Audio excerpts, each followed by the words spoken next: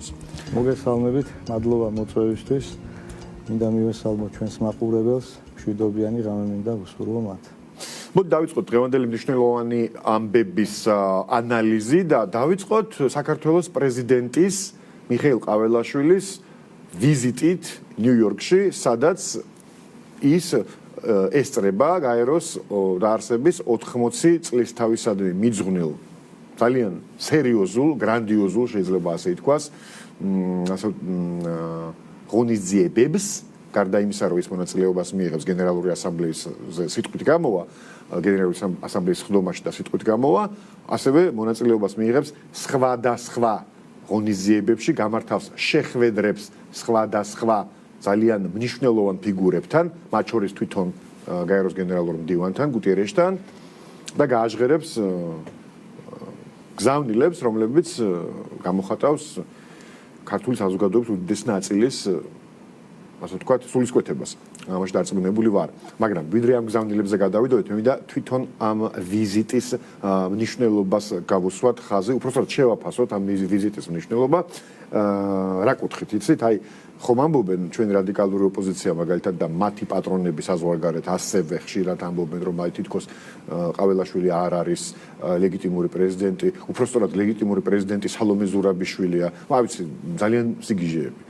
აი, მოდი კიდევ ერთხელ გავაანალიზოთ ეს ვიზიტი და ეს ფაქტი სწორედ აი ამ დეზინფორმაციის ჭრილში და კიდევ ერთხელ ვუთხრათ ერთსაც და მოყვარესაც ქართულ საზოგადოებას, რაც თავარია პირველ რიგში, რომ არანაირი კითხვის ნიშანი საერთოდ სოფლიოში ამასთან დაკავშირებით არ არსებობს და არ შეიძლება არსებობდეს, ვინ არის საქართველოს პრეზიდენტი და ვინ წარმოადგენს საქართველოს ოფიციალურ დონეზე საზღვარგარეთ. უნიშნელოვანესი ვიზიტი აქვს საქართველოს პრეზიდენტს, რომელიც უკვე დაიწყო, ვიცით ჩვენ. მას ჰქონდა უკვე მაღალი დონის შეხვედრები გაიმართა, იქამდე სანამ გაიმართება თვითონ ასამბლეა, სადაც ის სიტყვით წარსდგება. აი თქვენ სწორედ აღნიშნეთ, მე მგონი აი ამ მიწვევით წერტილი დაესვება იმ სპეკულაციებს, რომელიც აქამდე სულ გვესმოდა, როგორც ქვეყნის შიგნით, ისე ქვეყნის გარეთ, რომ მიხეილ ყაველაშვილი არ იყო ლეგიტიმური პრეზიდენტი. დამერწმუნებით ალბათ, რომ აი ამ დონის ფორმატში, რასაც გულისხმობს და მით უმეტეს ამ საიუბილეო გენერალური ასამბლეის ფორმატში მიხეილ ყაველაშვილის მიწვევა, მისთვის ამ უმაღლესი ტრიბუნის დათმობა თავისთავად ყველა კითხვას პასუხს სცემს. დაკავშირებით იმასთან, რომ ის არის თუ არა ლეგიტიმური პრეზიდენტი. არა ლეგიტიმური პრეზიდენტი სალომე ზურაბიშვილი. აი საერთოდ როგორ შეიძლება ასეთი აზრი ვინმეს თავში მოვიდეს? არა ლეგიტიმურ პრეზიდენტებს მოგეხსენებათ გაეროში არ იწვევენ და ამ ტრიბუნას არ უთმობენ. და მით უმეტეს არ ხვდებიან. თავისთავად.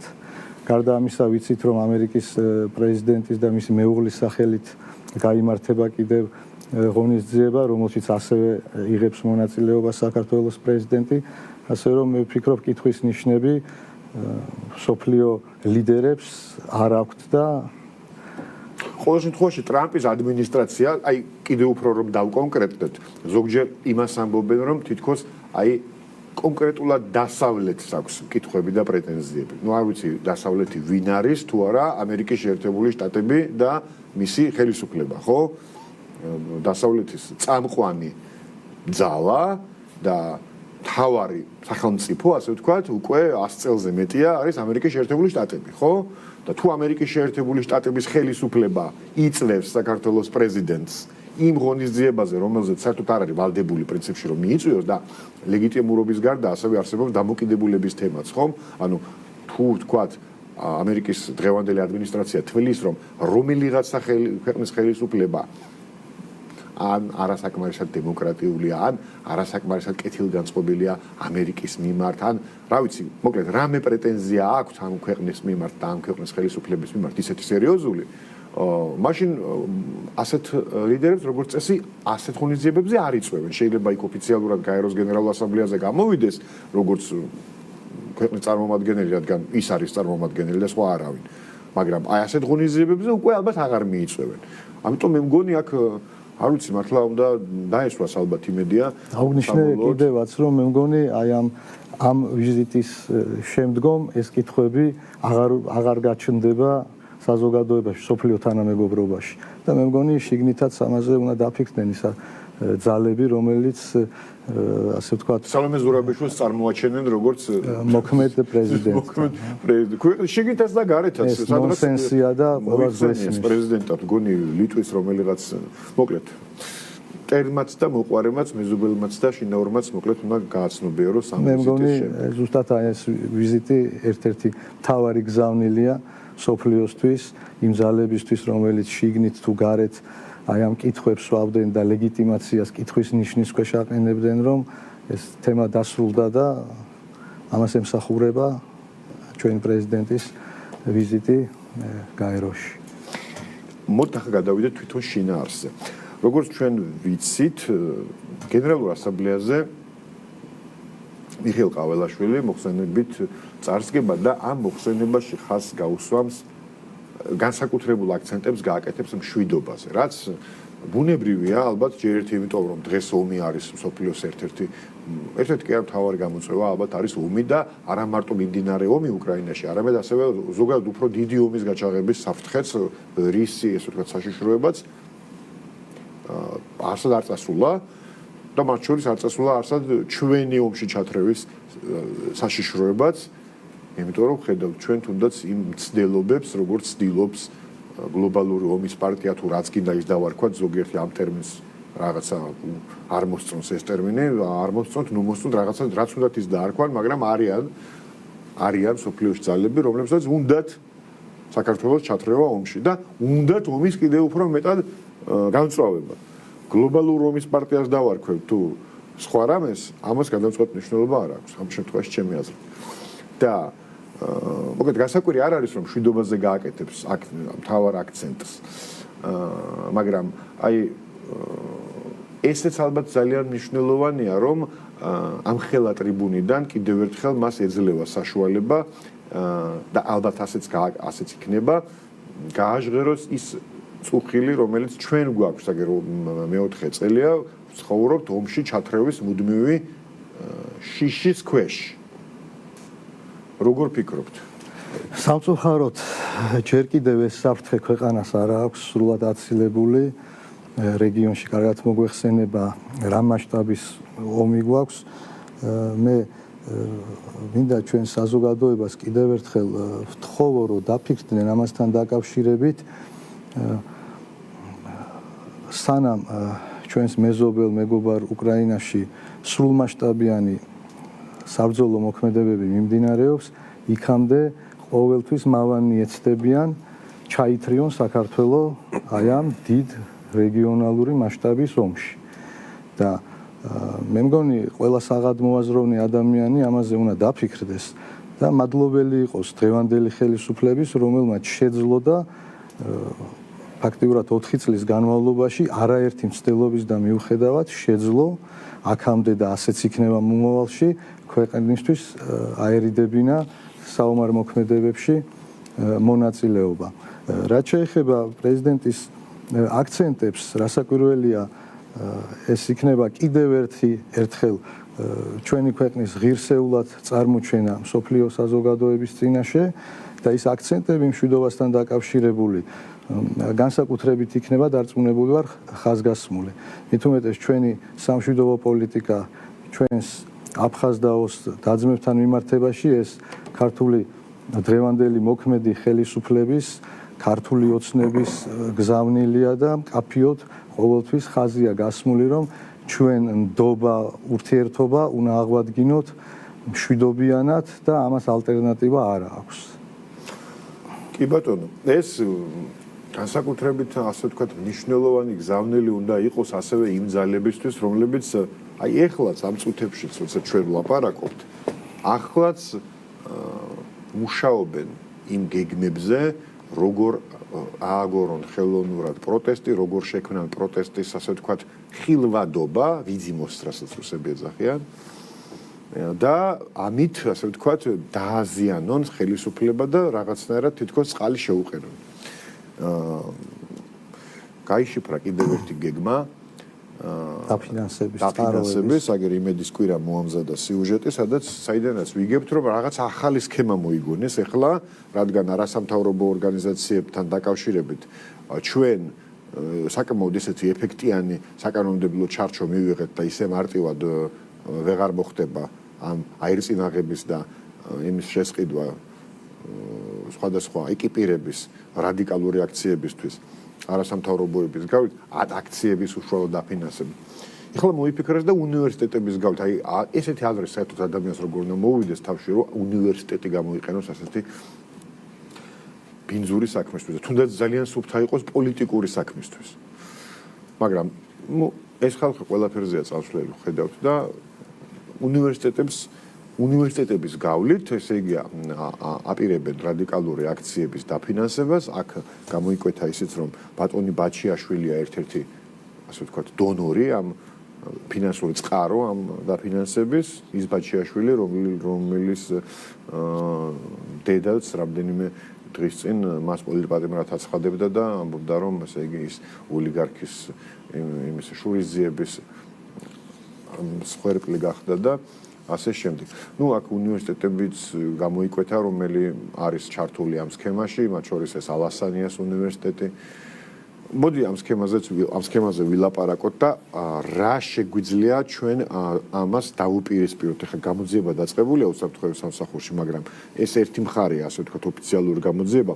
შეგვიძლია თუ არა გარდა ამ ოფიციალური გამოძიებისა კიდევ ამ ვთქვათ საკანონმდებლო დონეზე რამე გავაკეთოთ, ან საინფორმაციო დონეზე, ან საზოგადოების ინფორმირების კუთხით, აი კიდე რა შეგვიძლია იმისთვის, რომ პრევენცია მოვახდინოთ.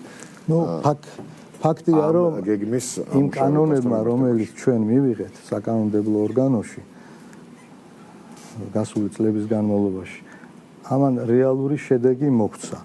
და ზუსტად ამის გამოძახილია, რომ როცა ასე ვთქვათ, ეს ფინანსები გაკონტროლდა, რომელიც მოიმართებოდა ქვეყნის არევისთვის.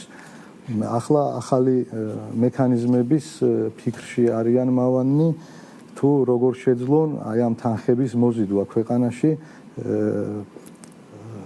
რომელიც შემდეგ თქვენ თქვით აი ამ დაწყებული პიროტექნიკით, დასრულებული აირწინაღებით და ასე შემდეგ, რაღაცნაირად რომ ეს არეულობის ეკიპირების შესაძენად და აი ამ ასე ვთქვათ, ეგრეთ წოდებული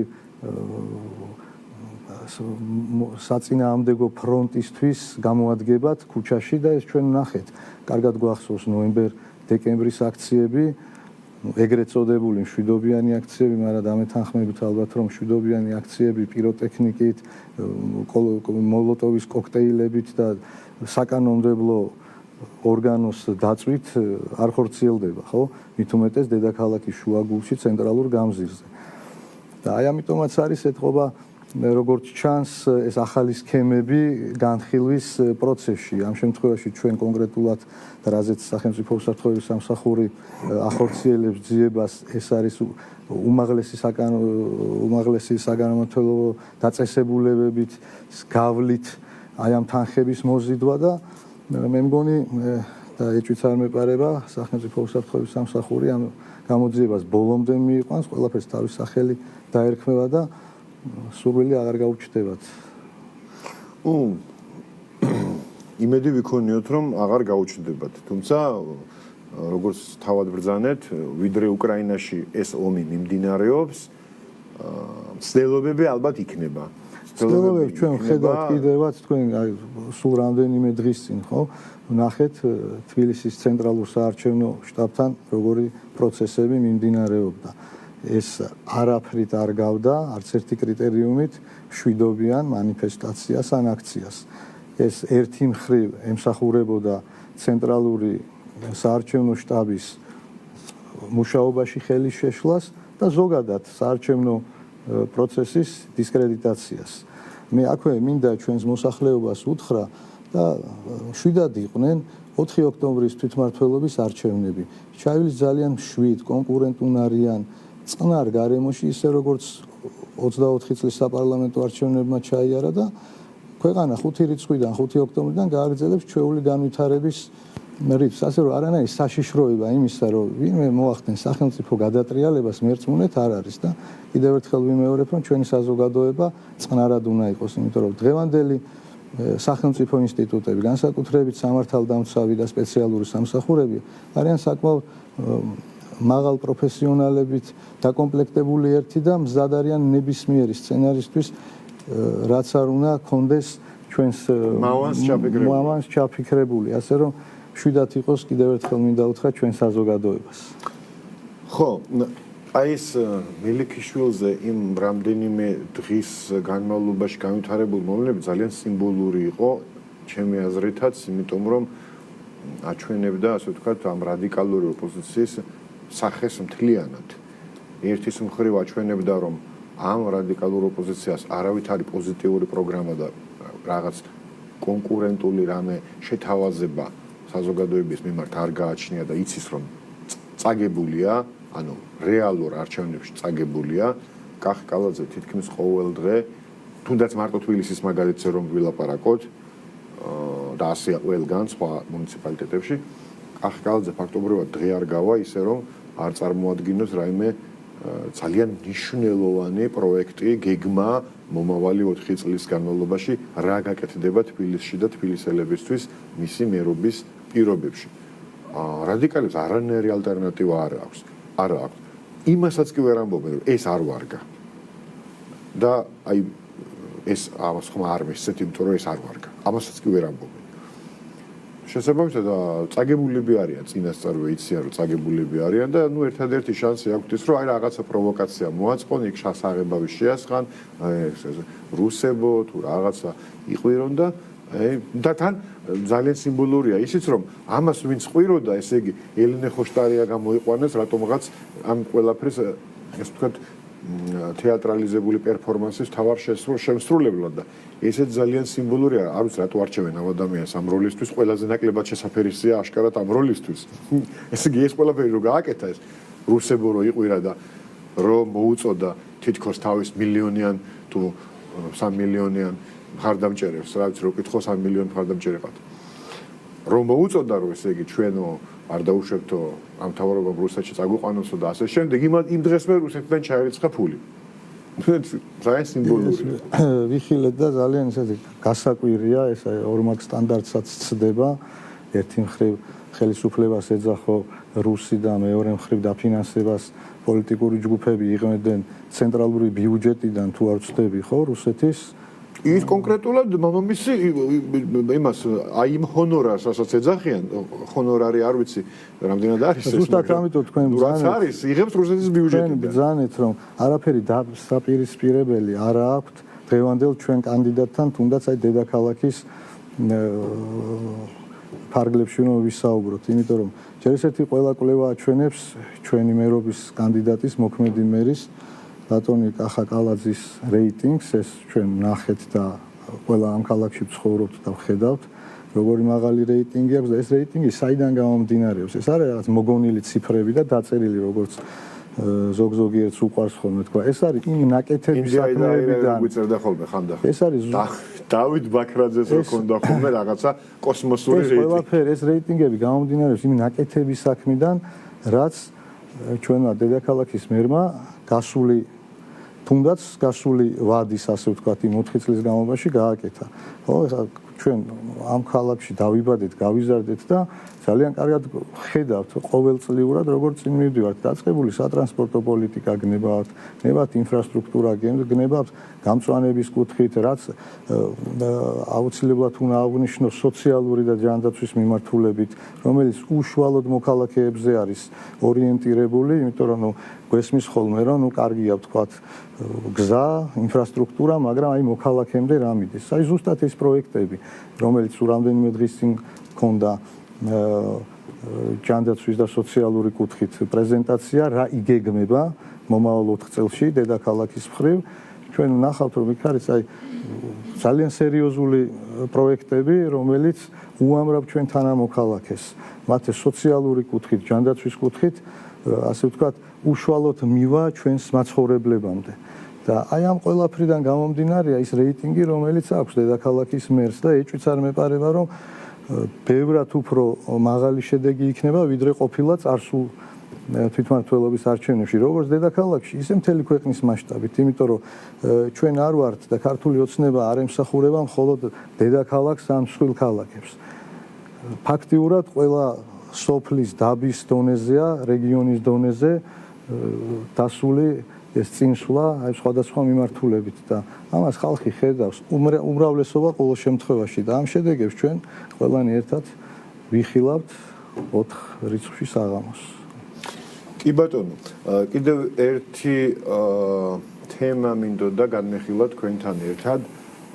ეს არის ურმაგის სტანდარტები საქართველოსთან მიმართებაში. ისევ და ისევ დაუბრუნდეთ იმ ძალებს, რომლებიც დღემდე ცდილობენ, რომ გორმე შეცვალონ საქართველოში ხელისუფლება და რატომ ცდილობენ რომ შეცვალონ, ესეც ამაზეც არაერთხელ გვისაუბრია და ქართული საზოგადოების უმრავლესობამ ესეც ძალიან კარგად იცის.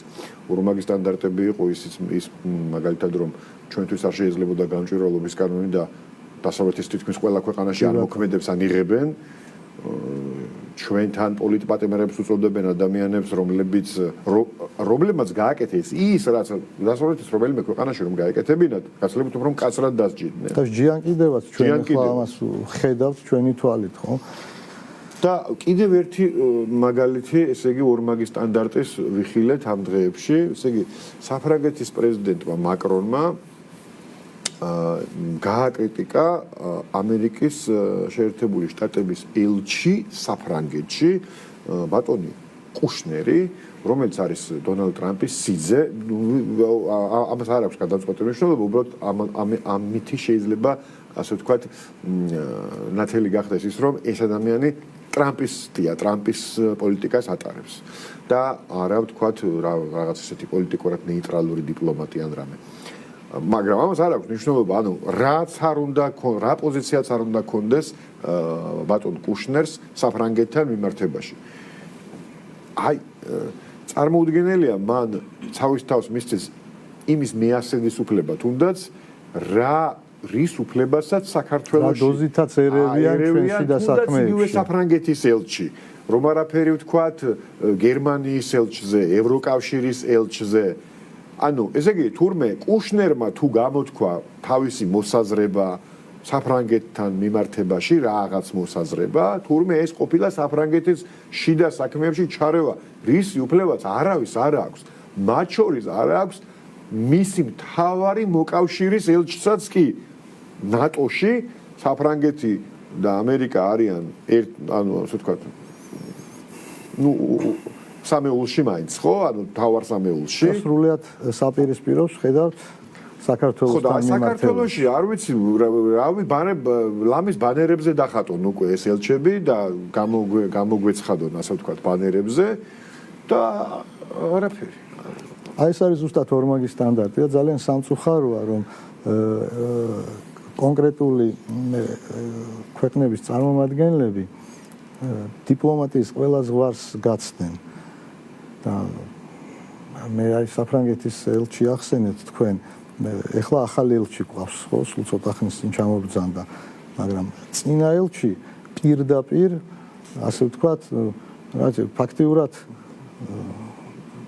თანამებრძოლად იქცა გარკვეული პოლიტიკური ძალების და არ ერიდებოდა ამას და ისიც გვახსოვს ალბათ, როდესაც კანონი შედიოდა ძალაში იმ დღეს სულ რამდენიმე ალბათ საათით ადრე სანამ კანონი შევიდოდა ძალაში ამ დაფინანსებასთან დაკავშირებით გრანტი გაიცა გარკვეულ ორგანიზაციებზე. ნუ ეს იყო ასე ვთქვათ რაღაცა მოსწრების ეფექტი გააკეთეს. ანუ ეს ეპიზოდი კუშნერთან დაკავშირებით ჩემი აზრით განსაკუთრებით მნიშვნელოვანია იმის გასაცნობიერებლად რომ ჩვენ მართლები ვართ ამ ელჩებთან. საერთოდ მართალსაც რო ამბობდნენ, ისეც რომ დაუშვათ რომ მართალს ამბობენ. აბსოლუტურად მიუღებელია ელჩი ასე ერეოდეს, ამ დოზით ერეოდეს იმ ქვეყნის შიდა პოლიტიკაში, რომელშიც ის არის მივლინებული როგორც დიპლომატი. ძალიან კარგად ესმით, ეს დარწმუნებული ვარ, ძალიან კარგად იციან დიპლომატიის წესებიც, ის კონვენციებიც და ასე შემდეგ და ასე შემდეგ, მაგრამ ჩვენ ხშირად საუბრობთ deep state-ზე, ამ გლობალურ ომის პარტიაზე. ეს არის ორგანიზაციები, საიდანაც ეძლევათ ამ ადამიანებს დავალებები. და ესენი არიან ჩვეულებრივად შემსრულებელი ამის თორე ახლა ვერავინ ვერ დამაჯერებს იმაში, რომ რომელიმე ქვეყნის ელჩს, რომელიც კადრულობს ასეთ ჩარევას ქვეყნის შიდა საკითხებში, რომ არ ესმოდეს, რომ ეს არის ზღვარს გადასული. მაგრამ კიდევ ვამბობ, რომ ეს არის გარკვეული დავალებები, რომელსაც უნდათ თუ არ უნდათ უწევთ ამის შესრულება. მაგრამ ზოგ შემთხვევაში ეთყობათ, რომ ამის სურვილიც პიროვნულად აქვთ გარკვეული მიზეზების გამო. აქვთ, მაგრამ ჩვენთვის ამ შემთხვევაში ჩემი აზრით ყველაზე უფრო მნიშვნელოვანია ის, რომ საქართველოს მოქალაქეებმა, რომლებიც ზოგჯერ შეიძლება მოექცენ პროპაგანდის ქვეშ, განსაკუთრებით იმ ფონზე, როცა ევროპის ავტორიტეტი ჩვენთან როგორც წესი ძალიან მაღალია და შეიძლება იმაზე მაღალის კი არის, ვიდრე უნდა იყოს, ჩემი პირადი აზრით, არავის ვახვევ ამ აზრს თავზე, მაგრამ ჩემი პირადი აზრი ასეთია.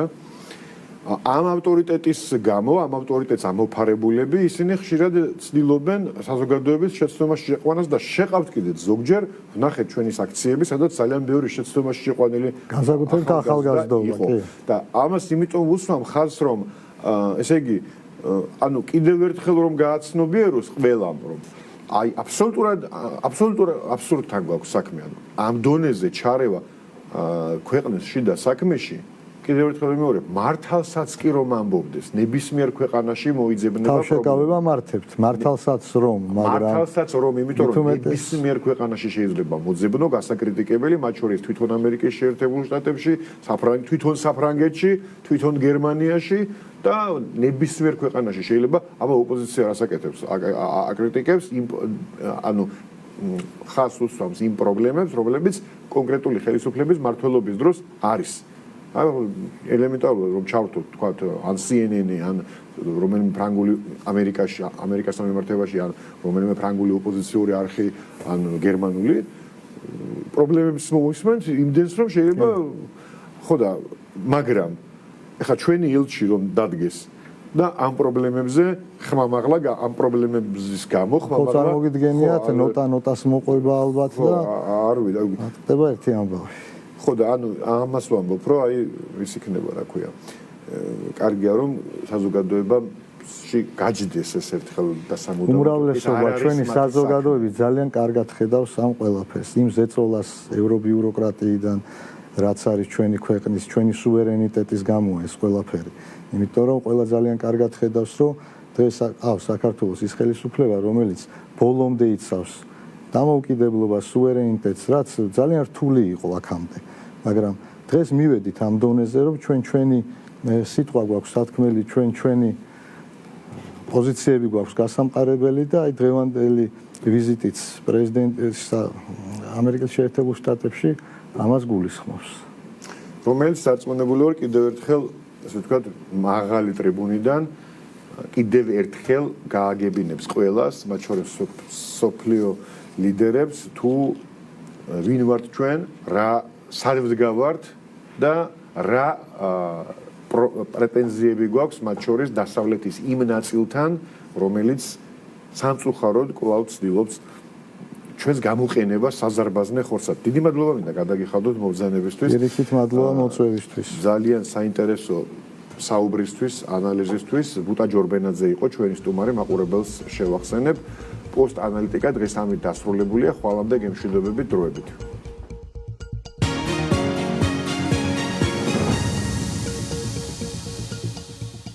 ნაწარმოები შეიცავს თამბაქოს ნაწარმის, თამბაქოს აქსესუარის ან მოწყობილობის მოხმარებას. მოწევა ზიანს აყენებს